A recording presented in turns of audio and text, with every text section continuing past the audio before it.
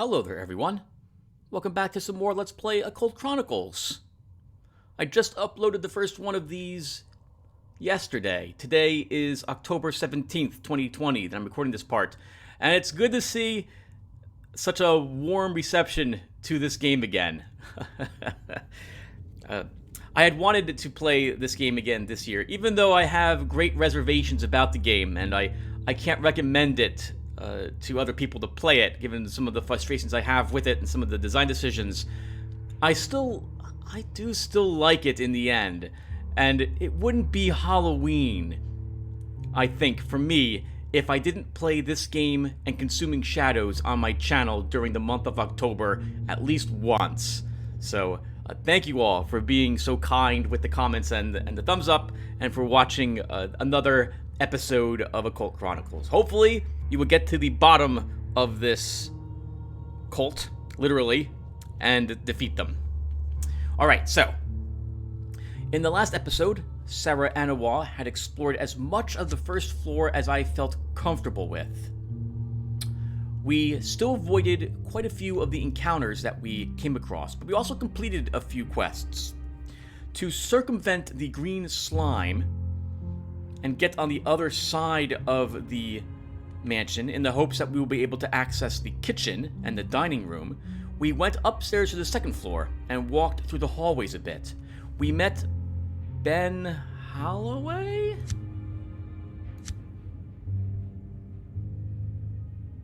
Dr. Benway. Ben Holloway. Why am I saying that name? I'm not sure. I might be getting confused with Ben Holiday, the protagonist of the Magic Kingdom for Sale books, written by Terry Brooks all those years ago. In any case, we got a quest, as you can see. Actually, I guess we'll cover the quest really quick. We are looking for the butler so that we can order dessert.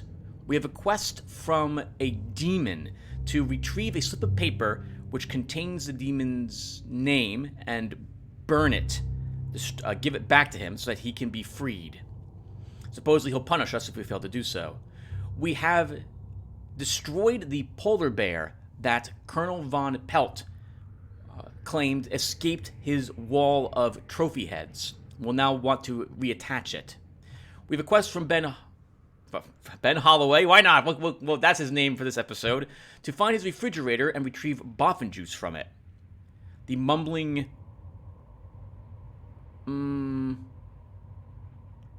bass relief? Is that what it was? Yes. Sis Mologath has requested us to find its black heart hidden in a wall that weeps blood and return it to it so it can be freed. And the alchemist wants us to retrieve some of his papers. We have 3 clues, all which are pointing to an active cult somewhere in this mansion. And that's it so far. As for our stuff, oh hey, we have 1 point of experience points I did not realize we had. Let's just grab that Bone of Pentacles then. And that will allow us now to cast spells. I'm still going to be a little nervous about casting spells because our pentacles is only 4. If, during the time which we cast a spell, we roll a 5 or a 6, using the Bone of Pentacles, we will fail to cast a spell. So we want that to be 6. At very least 5 to have only a, what is that, 20%? No, it's less than that. 17% chance to fail.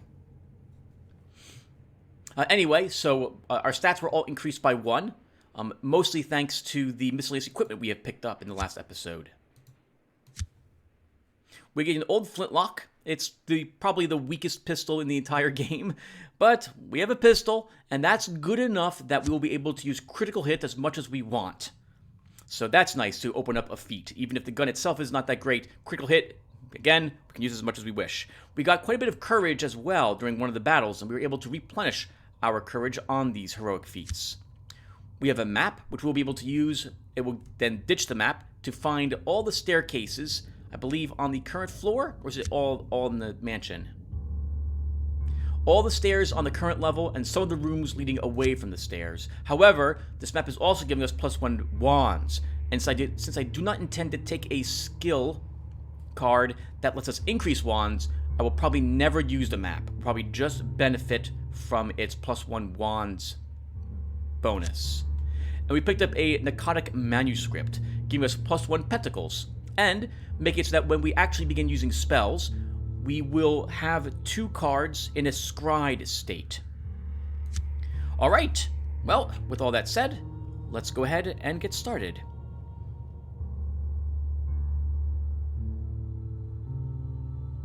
I'm really nervous all of a sudden that I'm not really recording the game. So, I'll be right back. I need to check. Since I'm not using Fraps any longer for recording this game, because I can't use it on my Windows 10 computer, I don't have a way to check if I am recording from this screen any longer. So give me a few seconds. Okay, everyone. Yep, I'm recording. Thank goodness. Or rather, I know I'm recording now. Let's finally pick up where we left off. Oh, right. And as for our stats and sanity, our health and sanity, we are down to 10 life and 24 sanity. I am not used to being so low on life at this point in the game. I'm very nervous about poor Sarah. We haven't been able to recover much of it, but thankfully we are currently at least still alive. The music room.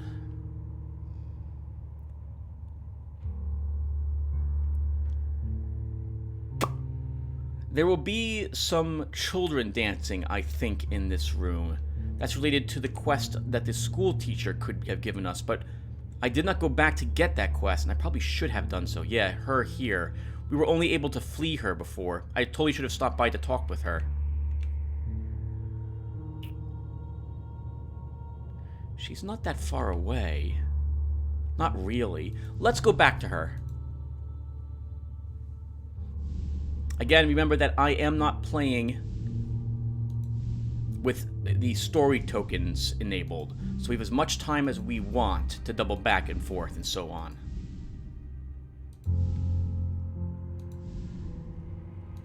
Today is one of the first days it's been in the 50s all day outside. It's a little breezy, and we just had a bunch of rain over the weekend, so it smells wonderful outside. It smells like wet earth and leaves. There's rustling as well going on, and I have the windows open in the house, and it feels like a beautiful October day, and it is.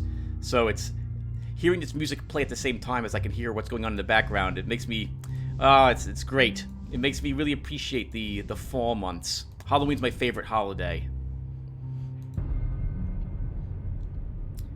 Okay, so we should be able to communicate with her now. Yep. You decide to reach out with your psychic talents as a medium and make contact with the ghost. Perhaps there's information that could help you. That is a fantastic hand.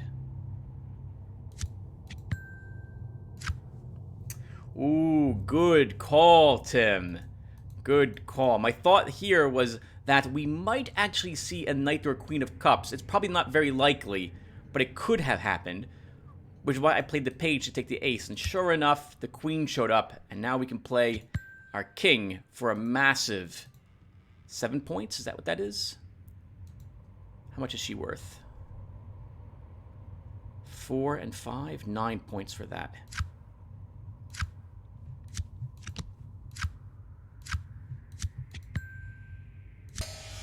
You enter a trance and establish contact with the ghost.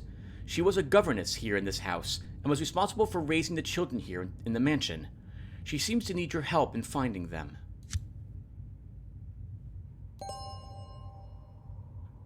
Right. We also picked up 2 auras of fortune, which means that I think we have a chance to get some better cards as rewards. The governess wants you to find her wards, Miles and Flora, and some of their friends who have joined them over the years. She has no idea where they are, but they must be around the house somewhere. She implores you to help her find her wayward students.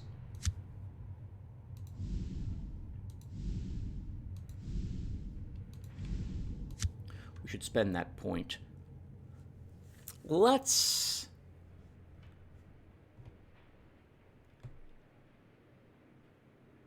work towards another skill card.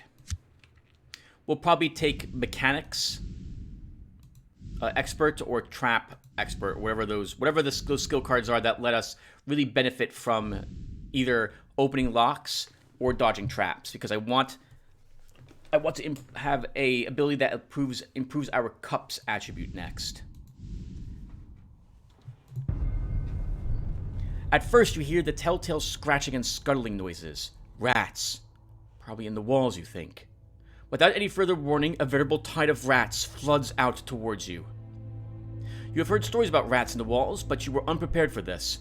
You wonder if they really can take a man down to the bones in a few minutes.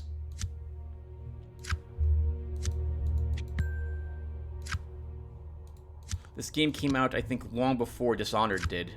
Or maybe there would have been a little nod to that game.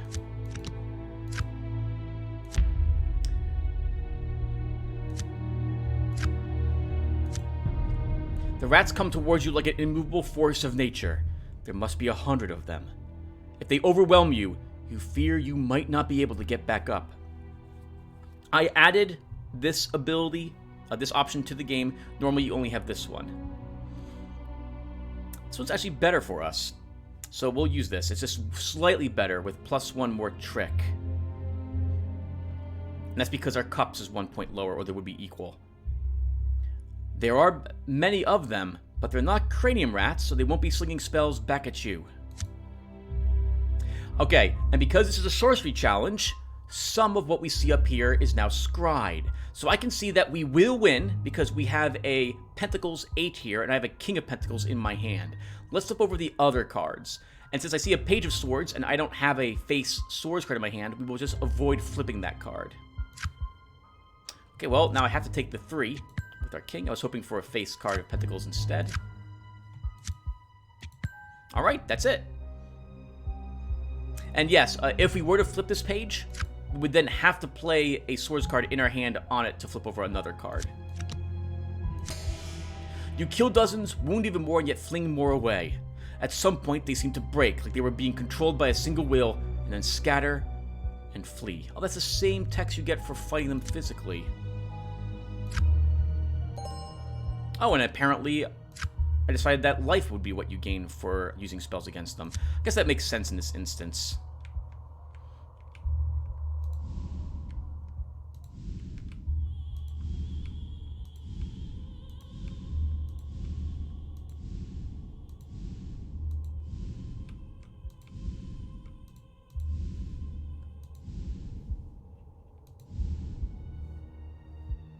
Ooh, look at the blood there by one of the music stands. Yeah, a bunch of stools, it looks like, with music stands around them. Sheet music, I suppose, strewn on the floor. It looks to be like a drumstick there. A piano and another chair. So I wonder what this is used for. Maybe someone sings from that position? Or sits there and just watches. Apparently I'm wrong. There was no children in this room whatsoever. But there are cultist guardians. A group of cultists emerges from the shadows. They seem to be exceptionally stealthy. They must be scouts or guardians for some organized group that has taken up residence here. This group looks particularly dangerous. They seem well trained, well armed, by the look of them, well organized. You can't tell exactly how many there are, as they move in a tight formation to hide their numbers. We haven't seen the normal cultists yet. We're only getting the assassins. Alright, we'll try carving them up. They may look like cultist versions of ninjas, but they're obviously human, so they will die all the same. Oh, that's a good hand, kind of. 3 low cards, but 3 high cards as well.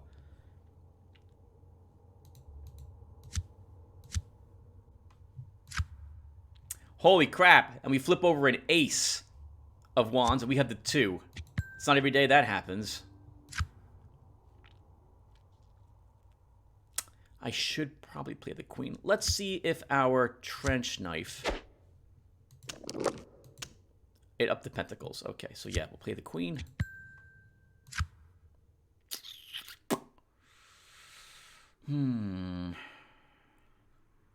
I'll hold on to our knight. Alright, that was a mistake.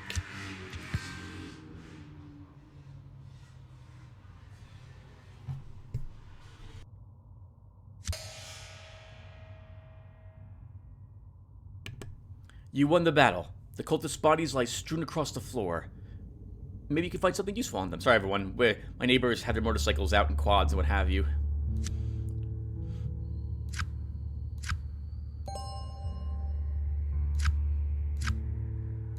Bullets do nothing for us because we cannot put... First off, our gun has the maximum amount of bullets in it, so we can't do anything with it anyway, even if it was a different type of gun. I'm gonna guess this leads to the backyard.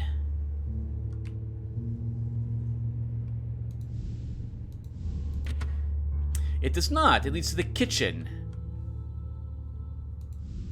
Alright. Let's see if there's a butler in here. You see what at first looks like a blur of light and shadow moving back and forth in a circular pattern. It might even be the reflection of some nearby mirror or window. Suddenly, you see a ghost materialize before you. It's dressed in the classic attire of a chef with an apron and a distinctive cooking hat. You stop dead in your tracks and try to compose yourself. Your mind races contemplating this ghostly creature that has suddenly appeared before you. The fear it elicits is of course natural, but confronting the supernatural is never easy.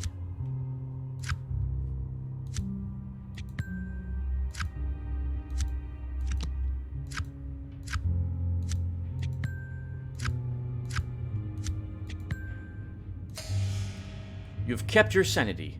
You might even emerge from this a little stronger.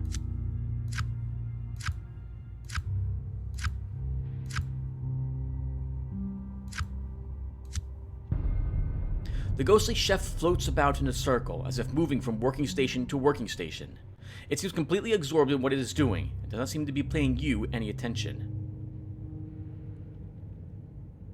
So, we have to find the butler first. So I'm going to just flee the ghostly chef.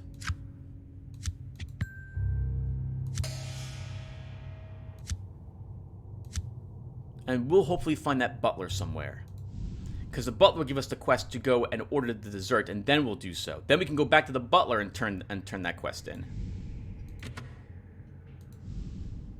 What room is this? Food storage room.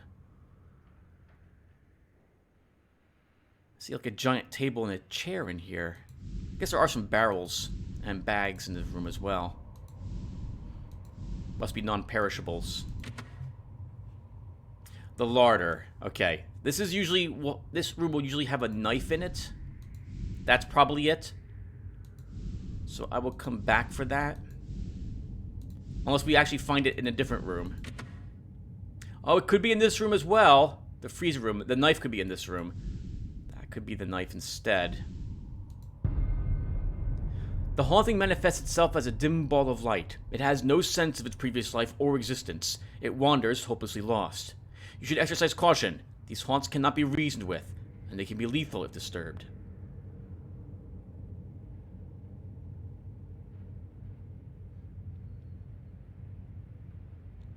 We'll destroy the ghost with our psychic talents. You decide to use your psychic talents to dispel the ghost and send it to the spirit world.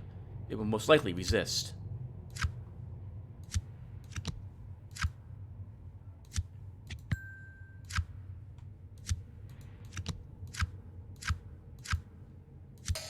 You engage in a psychic duel with the ghost. It turns its malice anger and desperation against you, but you prevail. You feel that whatever it was before would thank you for the peace you gave it.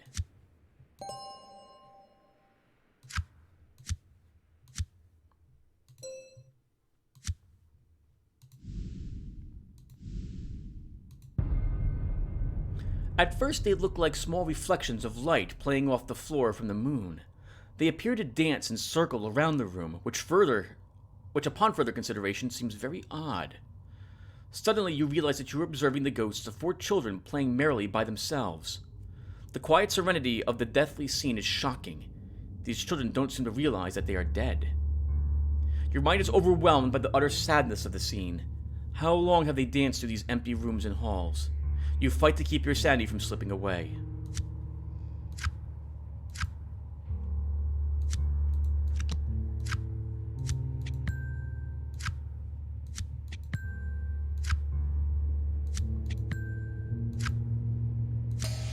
You have kept your sanity.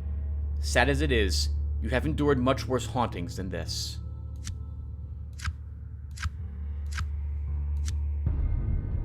The ghostly children seem stuck in a perpetual game of Ring Around the Rosie. They pay you no attention whatsoever as they go about their game over and over. This must be Miles and Flora and their friends. You decide to use your psychic talents as a medium to convince the children that the time has come to return to the governess. Oh, probably not going to do it with this hand.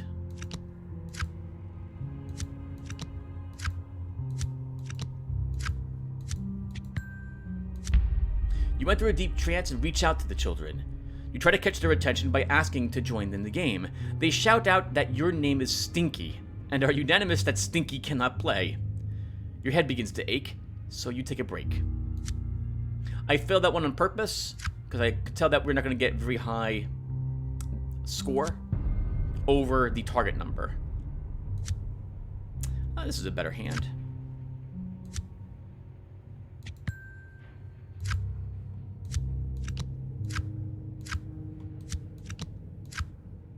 Oh, but the game didn't want me to play my queen. Okay. You enter a deep trance and reach out to the children. You catch their attention by asking to join in the game. They look at you and decide the fun is over. Soon they line up to return to the governess. They march behind you wherever you go.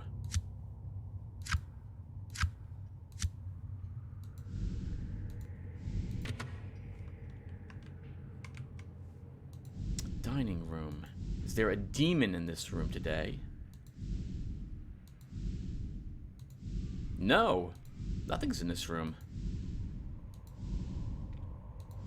I'm very confident this is the knife. I guess we should verify that, though. It's not. You notice a human figure curled up into a fetal position and struggling for breath. It's obvious that whatever it is, it's sick and probably dying. As you draw closer, you realize that this figure before you isn't human. It's some type of weird half-plant, half-human lab experiment monstrosity. You occasionally encounter things that science shouldn't meddle with, and this is one of those. You stare in horror at the pathetic creature and wonder what madness would drive someone to create this.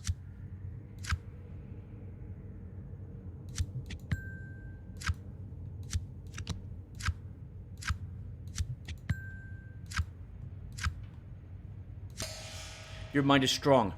You see things far worse than this. You're a part of the team that broke into the 5th lab and discovered the twisted, alchemically created creatures called chimeras. This isn't anywhere near as bad as that.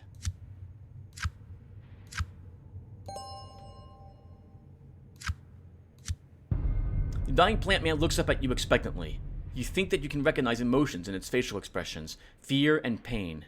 In between labored breaths, it seems to be chittering like it was trying to communicate with you. Its message is plain. Please end this.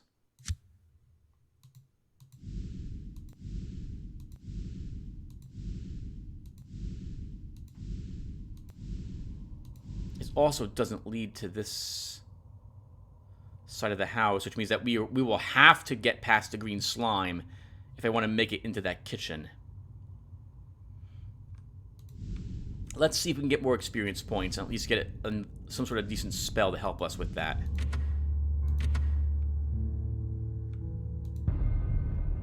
Suddenly, you look up and see 2 scything blades racing down the hallway at you. They are razor sharp and suspect that they might be able to cut you in half. Acting on pure instinct, you attempt to twist and rotate over the waist-high blades. So I guess we're doing some sort of spinning flip.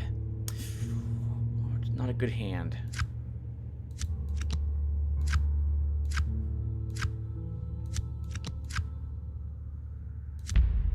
You misjudge your acrobatic leap and get clipped. You aren't sure how bad it is. Oh, thank God. I'm so nervous when we fail a trap check. Not getting any successes, that's pretty terrifying.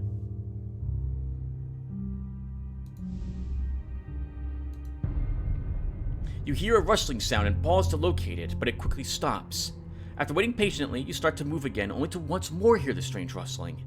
It sounds like a bush being shaken for its berries. Without any warning, a 6-foot plant creature leaps out at you. Its tentacle-like vines and roots reach out to entangle your feet. You can't believe what you are seeing. The plant is aggressive, and you're pretty sure it wants to eat you.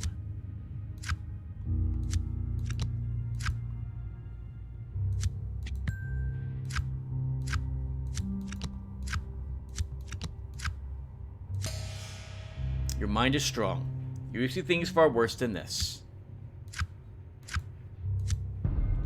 The creature is surprisingly mobile and agile.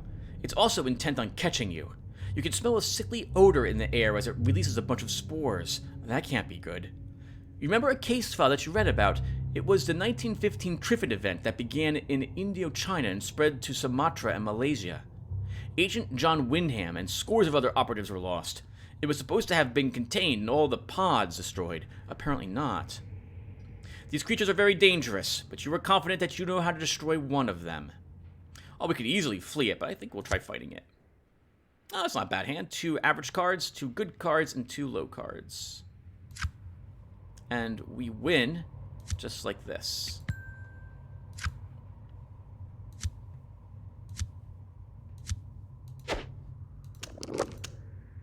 Increase our pentacles.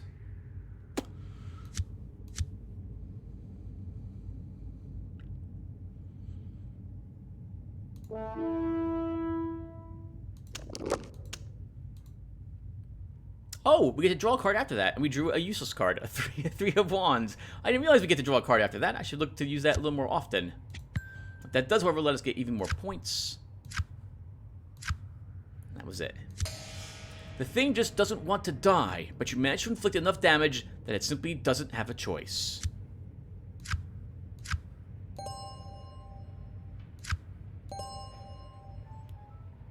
For life is much appreciated. You notice a row of sculpted marble busts against the wall. You count 4 until you notice that one has fallen to the floor and subsequently cracked in half. A sudden chill comes over you as you watch in amazement as the faces on the busts begin to move. Lips pucker and cheeks flex as if they were warming up for something. And then they begin to sing. You hold your hands to your ears, but the ghostly singing will not cease. Some jingle about grim grinning ghosts flows from their lips, and you just wish the noise would stop. It might drive you crazy if it doesn't.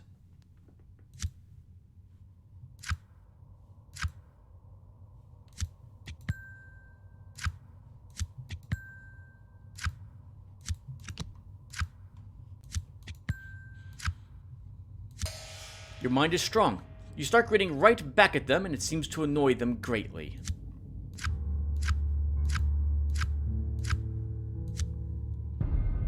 The course of talking heads continues unabated, even though it has no further effect on you. The heads seem to be having too good a time to stop. You are certain that some sorcerous curse has bound spirits to these busts as some form of punishment. Just who is being punished, though, is an open question. You decide to use your expertise as a medium to attract the bust's attention and see if you can find out what their story is. They might have useful information since they seem to have been sitting here for quite some time.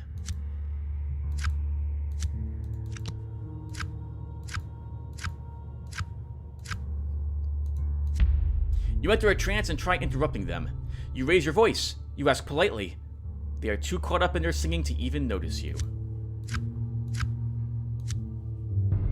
Alright, we'll try that again. We had a good hand there, too. We just didn't get any of the suits we needed for trick cards.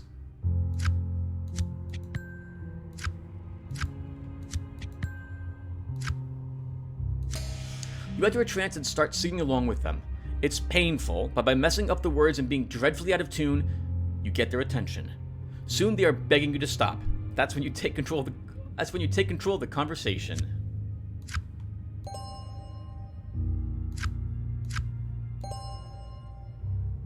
An edge upgrade. Very nice. So because Street Fighter is still useless to us, we will take Lightning Reflexes. This will lower the difficulty of traps by an additional 1 point. The busts were once members of a family that resided here. The story is muddled and conflicting from the various heads and you are sure they are lying about what happened to some extent, but the short of it is that they were cursed by a Black Lodge sorcerer. They're unanimous in their opinion, though, that you can help them. The sorcerer also cursed the statue of a gargoyle. It resides somewhere in the house and contains a coin inside that, when used properly, can break the curse.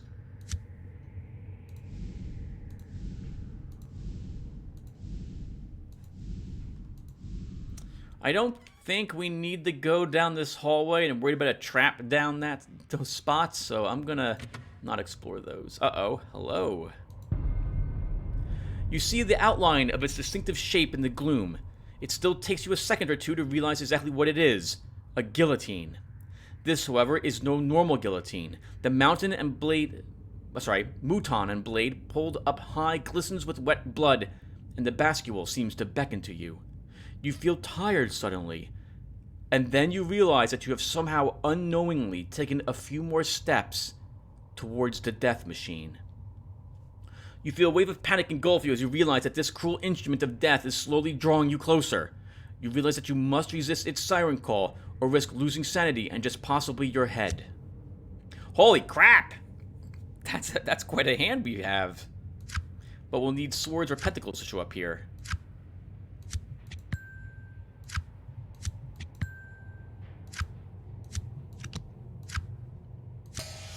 You will your feet to stand their ground and shield your mind from whatever foul sorcery is at work here.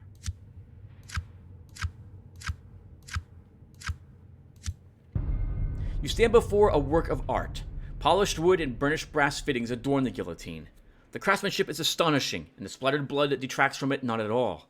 You can also sense the arcane curse that has bound an evil spirit to this horrible contraption. How many victims have caught sight of it, only to find themselves sleepwalking to their doom? You decide that now is not the time to lose your head. That's part of a quest, and the quest giver was that head mounted on a spike, which I don't remember where that was. There it is. We might be able to get to it if we can actually pick this lock now. You feel your foot step down on the pressure plate and then hear the pneumatic sounds of darts being shot through blow tubes.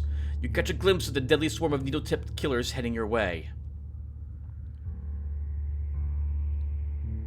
You react without thinking, tucking into an acrobatic duck and roll. That's a good hand.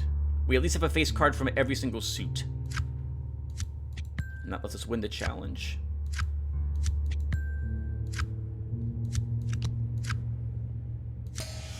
You tumble away from the curtain of darts and emerge unscathed.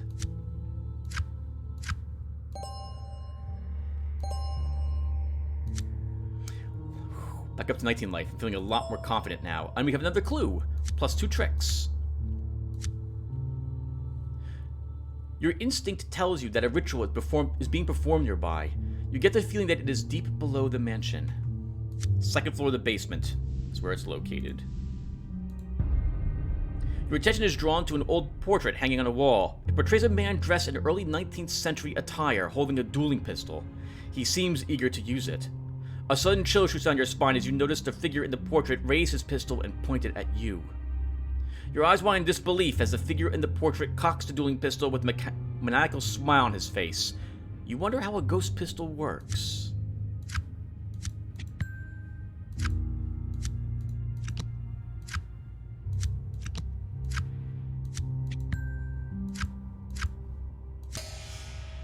You stare down the duelist.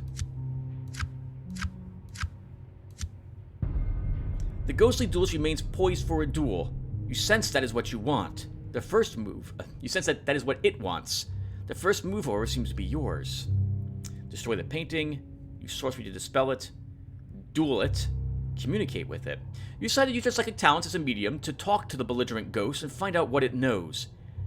Hanging on this wall for so long, he must have seen a lot of interesting things.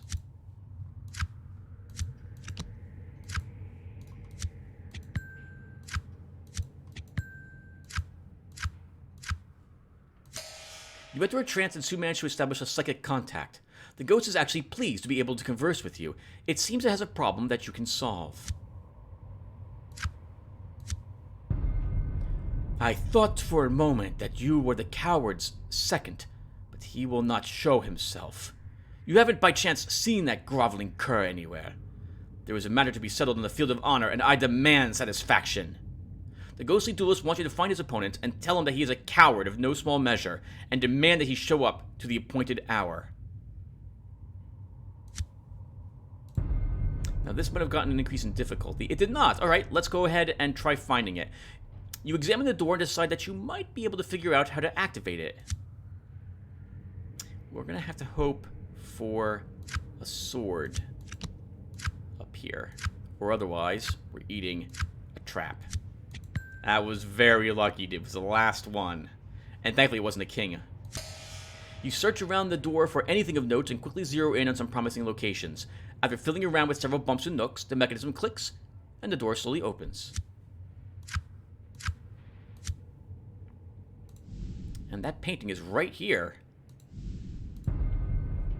The coward in the portrait seems to actually be shivering. He seems to be fumbling with his dueling pistol, and you will fear he will discharge it accidentally. There is obviously a spirit trapped in the painting by some sorcerous curse. This is obviously the cowardly dueling opponent that you are seeking. Insulting the sad creature seems like a waste of time. Use your psychic talents as a medium to convey the insult, and then try to trick him into showing up for the duel.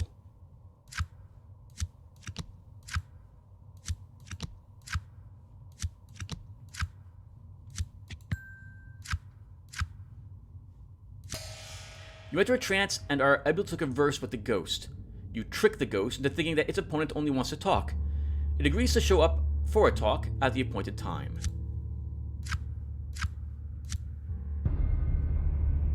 You've tricked the cowardly ghost into showing up for its long-postponed duel. However, you feel a little guilty about it. It's not like it can die a second time. Although, you remember a quote about the coward dying 1,000 deaths.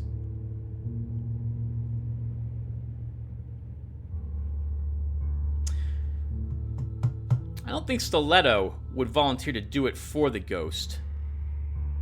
I'm not sure if she... I'm not sure. Let's flip a coin to determine. So if I get tails, then I will let this coward tuck its tail between its legs, and we will fight the ghost instead.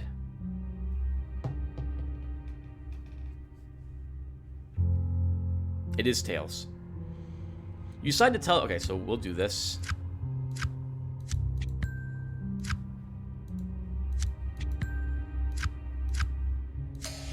The ghost starts shrieking in terror when you reveal that the duel is still on.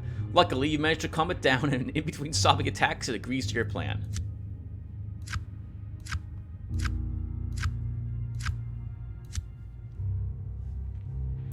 I don't know if we can win that duel. I think I want one more pentacles first, so we will hold off on it.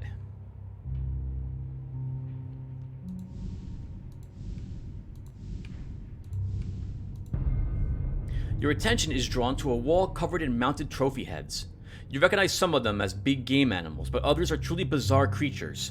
You see among others what might be a giant's bat head, a fishman of some sort, and a creature that can only be called a troglodyte. As you come closer, a growing sense of unease begins to dominate your thoughts. You are startled, and a chill shoots down your spine when you realize that the trophies are watching you. Their heads all turn slightly in unison as you approach. Your eyes widen in disbelief as you realize that the trophies are all mounted on the wall are possessed by spirits. You can feel them probing your psychic defenses as they try to get into your head.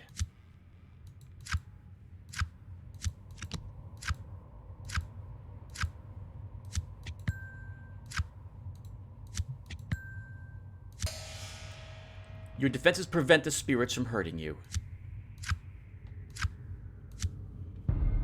The trophies gaze down at you with pleading eyes.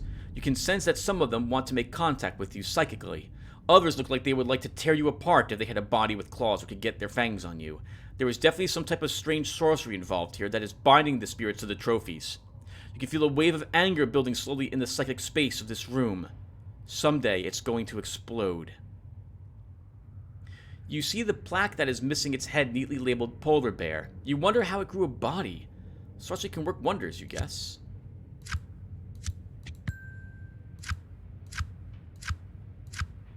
Holy swords! Nothing but swords on this wall. Only swords for tricks. I don't think I've ever had 5 cards, 6 cards, all be of the same suit. You mount the head back on the wall, and the spirit suddenly reanimates the head and tries to snap at you.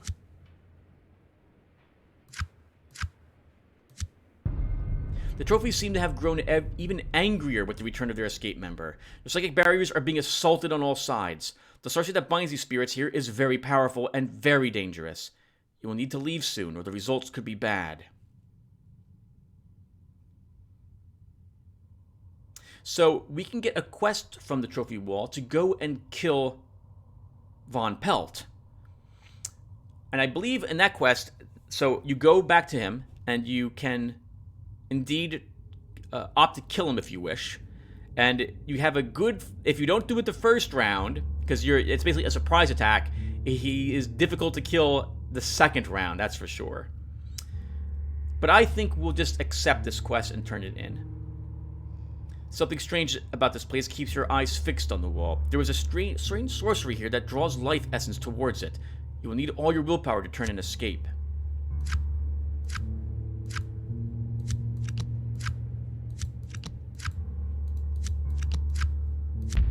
You struggle to move, but you feel stuck to the floor, and you know that if you don't soon leave, your mind will.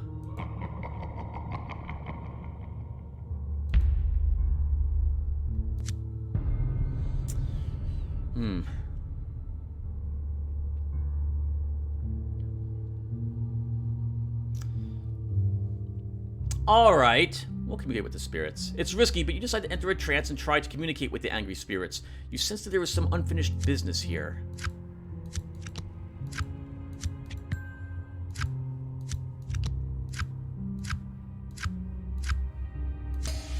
Amidst the psychic howling and growling, you find a spirit that wants to bargain.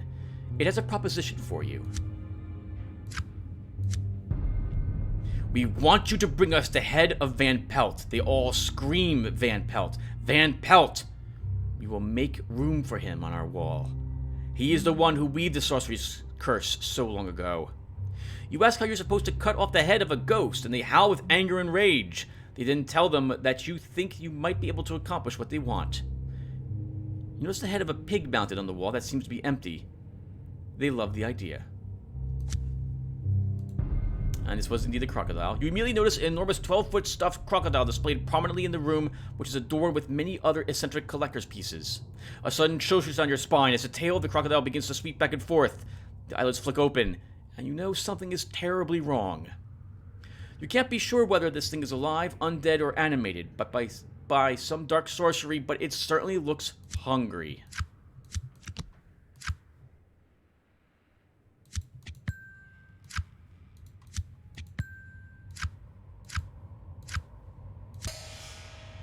You have seen things far worse than this. The crocodile turns to face you, and you can clearly see that the stitches that indicate that this creature was stuffed and reanimated, probably as a guardian for this place. Its gaze is locked on you, and it slowly starts to advance towards your location. Well, both of these are kind of tough. Use sorcery to dispel the enchantment. Guardians like this are animated by dark sorceries, and there's almost always a way to break the spell and snuff out the threat at the source. Okay, so we're going to flip the page so we can play our king. And that lets us win.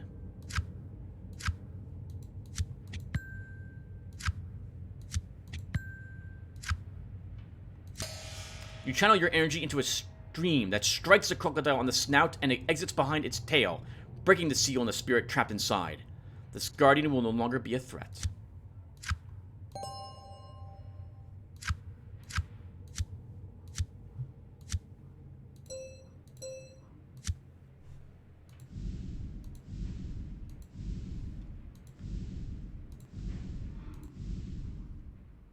That's what we're aiming for.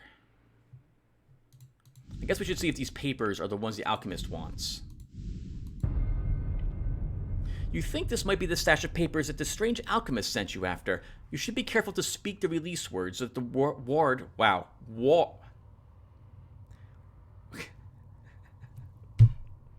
I want to say wark for some reason. What's this, Chocobo? Is this Chocobo documents? So that the ward can't harm you.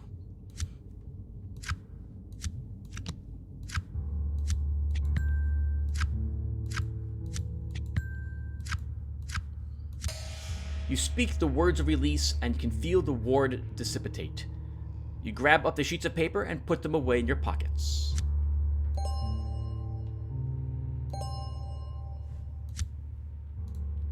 Here, I'm going to save the game, because if I don't like the card we pick, I want to have the chance to Control-Alt-Delete and choose another one. Only problem with Reaper is I don't play this game very regularly anymore, like maybe once a year. Now around Halloween or so. Halloween's the only time I tend to play it. I don't even work on the mod anymore. It's been too many years since I worked on it regularly. So I don't remember what all these skill cards will do. So let's take a look.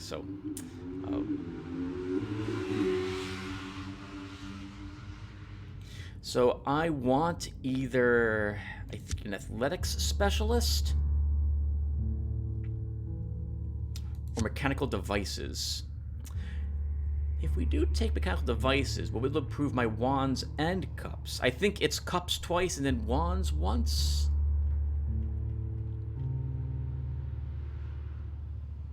It would make more sense for Stiletto anyway to have athletic specialist, so we'll take this. You hold the odd obstacle course record at the secret training facility known as the Meadows. Many of your fellow agents think that you are crazy in your devotion to physical fitness, but it has paid off time and again. You have survived mishaps that would have killed most agents. Done.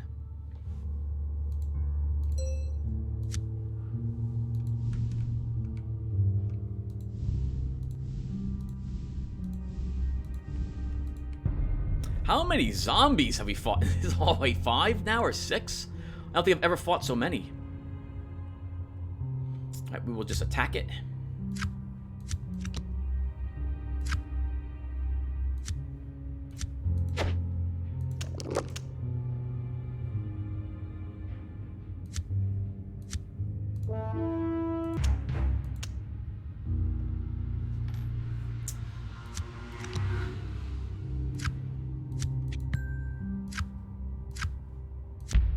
You lost the battle. My goodness. Not very good at fighting the zombies, at least not initially.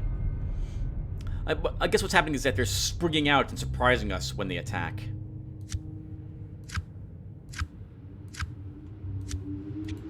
Come on, neighbors. Up and down the street. All for hours. For hours. We won. Okay. Edge upgrade. Holy crap, that's a nice thing to get. We'll increase our lightning reflexes again.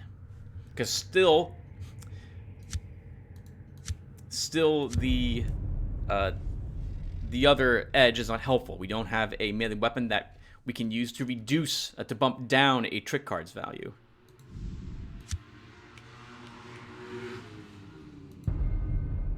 The head on the stake is obviously animated by... Oh, we read that a long time ago. Alright, so we want to talk to the head. You sense a desire to communicate from the head. It almost looks like it's trying to move its mouth. Maybe you should try to find out what the head wants?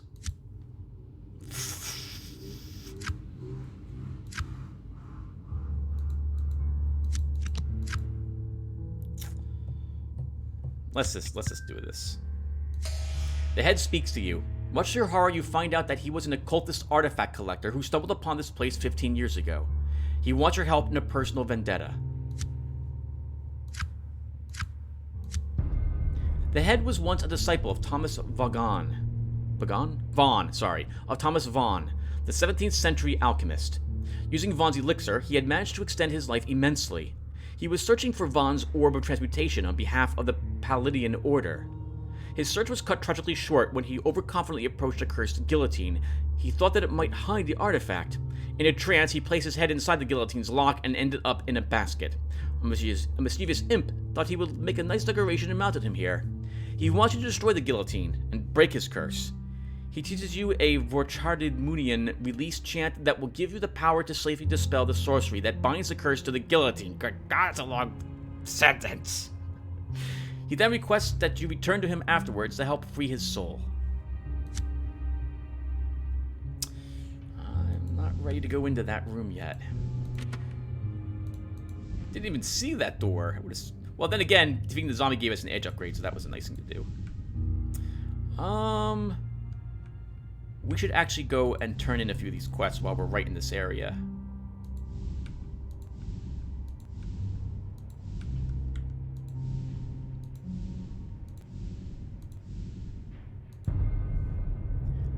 So I'm not going to capture him.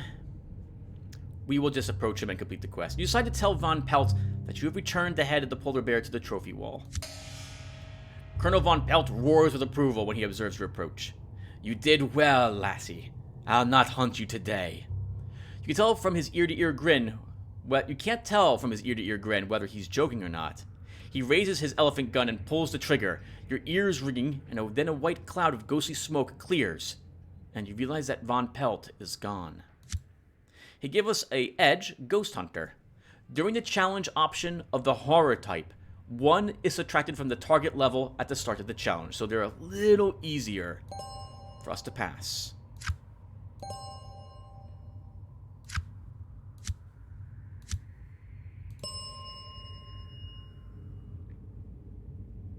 I think the next thing we'll take is another Pentacles, then a Bone of Cups. So you'll note that, well, if you've watched, so hold on. You hear me doing that a lot, because I'm trying to stop myself from continuing a conversation that doesn't make any sense with what I want to talk to you guys about. If you've watched me play this game over the years, you'll note that I bump my statistics up before I do almost anything else with our character. This is because as you play the game, obviously as you've seen, you want your stats to be probably all at least 4 if you want to have a decent chance of meeting the challenges on the first and second floor. You'll want them even higher when you go into the attic or down into the basement. But it's really tough to get them higher than that. In any case, having them all as 4, the game's not going to throw too many difficult encounters at us at the moment. And it won't raise the difficulty levels of these challenges up too high. And so we should be able to still win, get more experience points. And then I'll begin improving us in other aspects. Taking bones, getting spells, getting heroic feats. Plus having a 4, preferably a 5 in our stats, gives us a better chance to use some of our combat skills. As you've seen, we failed 2 swords skills because we rolled 6s on them. You decide to tell the governess that you have found the children and succeed in convincing them to all return to their studies. The schoolchildren march back into the schoolroom, and the governess sighs in relief. She announces to you, "This house really isn't safe, you know. I suspect a secret here, a mystery of Udolpho, or an insane and unmentionable relative kept in unsuspected confinement." The Sunburst. We gained a talisman from her. Very nice.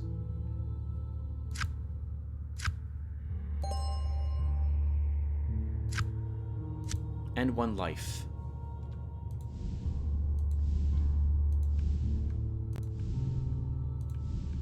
Our next stop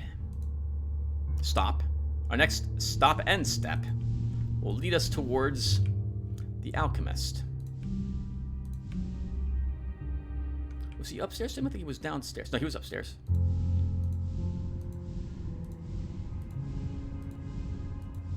I'm gonna quickly save the game. I think we get a guaranteed 1 experience point, but his rewards can contain things such as, like, Arcana cards. We don't have a single one of them yet, so I'm hoping we can get one from him. You decide to tell the alchemist that you have found his papers and hand them over. "Most excellent, young master. I thank thee. Now I must be on my way, but feel free to make use of anything that I leave behind." A portal of shimmering blue vapors opens up in front of him, and he steps through. The portal vanishes, and you are left alone. The Sacred Flame, a fire talisman. This is a bit awkward. We have 2 swords. Okay, that's useful to know. And 1 fire.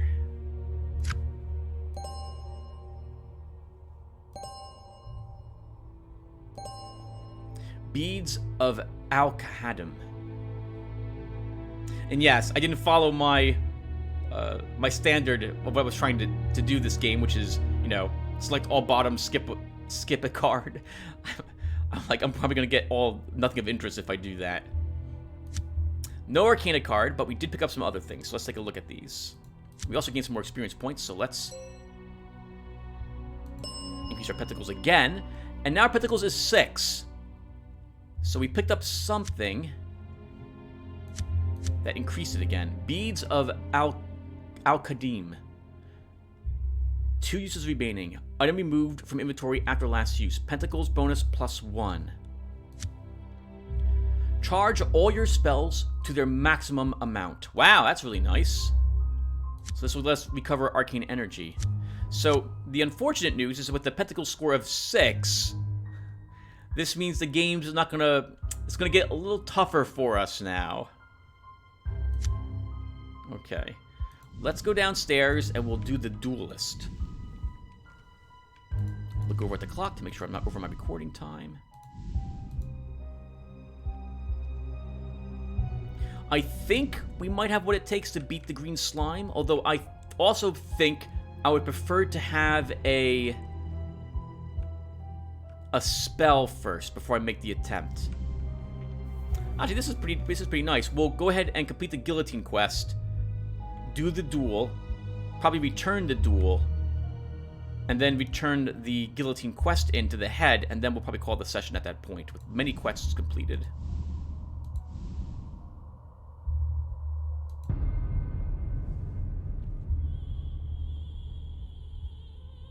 The release phrase taught to you by the head on the stake should sever the nexus of the curse that binds the wicked spirit inhabiting the guillotine. Let's hope you were paying attention.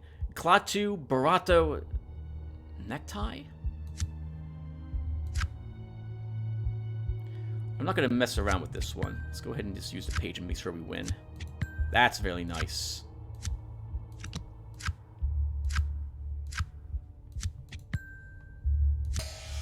You feel the nexus snap as the curse is broken and the spirit swirls away into some other alien dimension.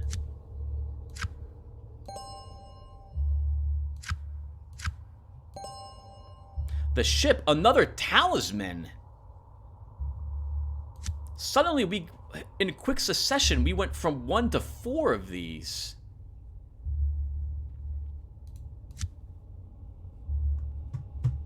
Everyone, I'm going to grab a talisman edge rather than grab a... Oh. So, if we're lucky, there might be a talisman edge we're allowed to take with Hyborian Sorcery Specialist that lets us gain a stat point for every talisman of a certain type. I think swords improves... Well, I think talismans of air improve our sword stat. Fire, as you can see, is wands. Water is cups. So... if, for example, I take that edge, assuming it exists, that would raise our swords from 4 to 6, because we have 2 air talismans. And I'll just never select them, because I don't want to actually lose them, because I want that 6 stat. Let's... Hyborian spell could also be useful, Tim. Take the spell first. Zombies. You've come face to face with the living dead. Slow, ponderous, and mindless zombies are still not to be underestimated. They can overwhelm you with numbers and be feasting on your entrails before you know it. Despite having dispatched quite a few of these undead automatons, they still creep you out. You note the difficulty of that horror check is rather high. We have a 7 to pass here, and we're benefiting from Von Pelt's dropping it 1. This would have been an 8 normally. These ones must be really disturbing looking.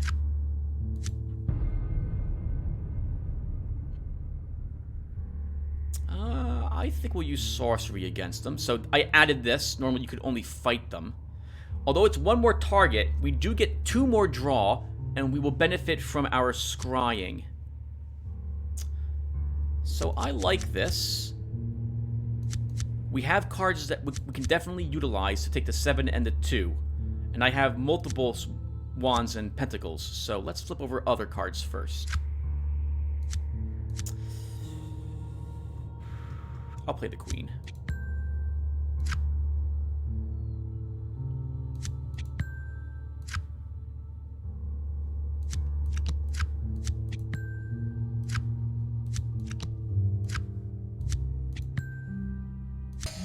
It was tricky, but you managed to get all 3 within the confines of the spell. It helps that they were the slow type of zombies rather than the fast type.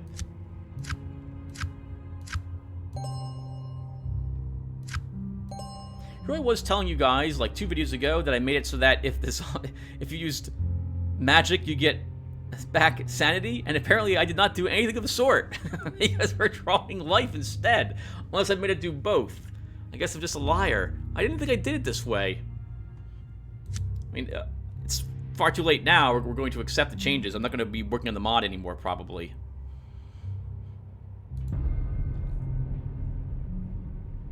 You inform the ghost that you will duel in place of his opponent and settle the matter of honor. Although he first seems shocked at the idea, an enthusiasm quickly grabs him. Yes, that will do, I think. You stand with your back to the portrait, ready to proceed.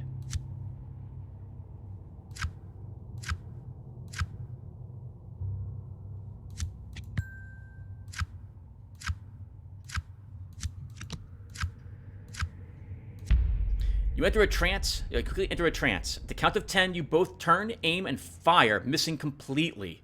The ghost seems disappointed. He suggests another round. Oh no. Oh. So I've never failed that encounter before. I wonder, so we both missed. I wonder if one of these encounters is an instant death. The ghost procures another pistol from a waiting second. Wait, was that? The ghost procures another pistol from a waiting second and motions at you to take your place. You ready yourself for another round. You must improve your mental focus in order to hit your opponent. A scary thought crosses your mind. Perhaps the ghost is just toying with you. You stand with your back to the portrait, ready to proceed. A better hand.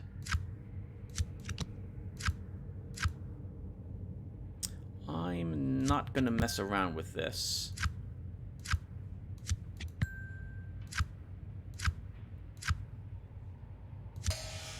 You quickly enter a trance and then, after the count of 10, turn, aim, and fire with a psychic pistol that you have conjured. You miss the ghost. The ghostly duelist smiles and discharges his pistol up in the air. This matter of honor seems to have been contested to his satisfaction. He smiles and fades away.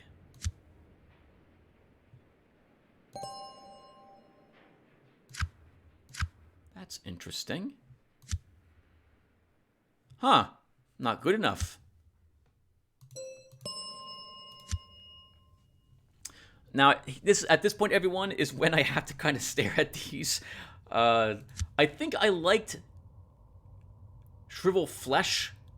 Roll one bone and select up to X non-face cards of the same suit in your hand and convert them into pages, where X number of pentacles rolled. I think I like that. Let's take Shrivel Flesh.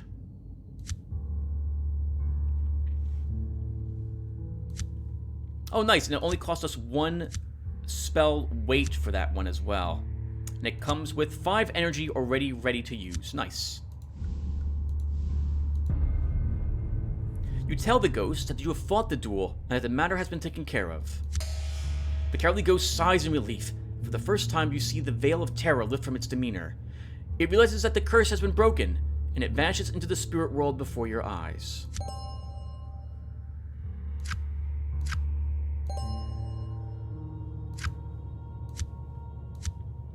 Two more experience points.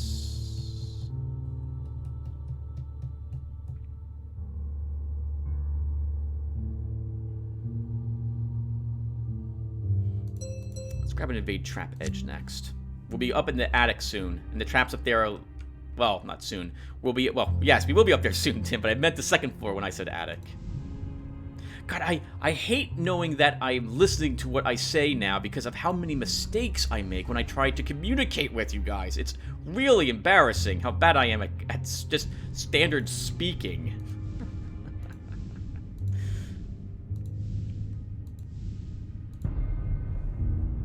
The head seems eager to communicate with you.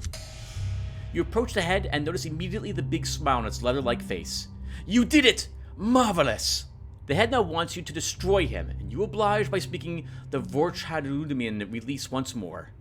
The head collapses into a pile of dust at the base of its stake. Vorchadrumian. Dreams of a severed head. During a results phase of any successful challenge option that has the psychic type, there is a 5% chance that nothing of interest card will be turned into a psychic talent card. So in other words, if we use psychic powers to engage during any encounter. If we flip over a card, there's a 5% chance that if the game was going to make it a nothing of interest, it would be replaced with a psychic talent. So that would be the equivalent of a spell, only it uses your wand's attribute, and it adds something called psychic pushback to you. Psychic pushback, I believe the way that works is that it's an invisible stat you have, similar to health or sanity, and the lower it gets, the greater the chance you have of just, like, I think, instantly dying or going insane or getting worse and worse negative cards. So you don't want to use too many psychic talents. Unlike things like spells that use energy or guns that use bullets, you have an infinite amount of your psychic pushback, but again, the lower you go, the more dangerous it becomes to fail psychic challenges. Oh, that's the only thing we gained from that. All right, everyone, so we're going to stop here. Thank you guys for watching. When we come back, we're going to try the green ooze and get into the kitchen. We have several quests, I think, that really could benefit from us exploring that area. And then, assuming this goes into the backyard, we will probably actually explore that as well. So I'll see you guys then. Thank you for watching, and take care, everyone.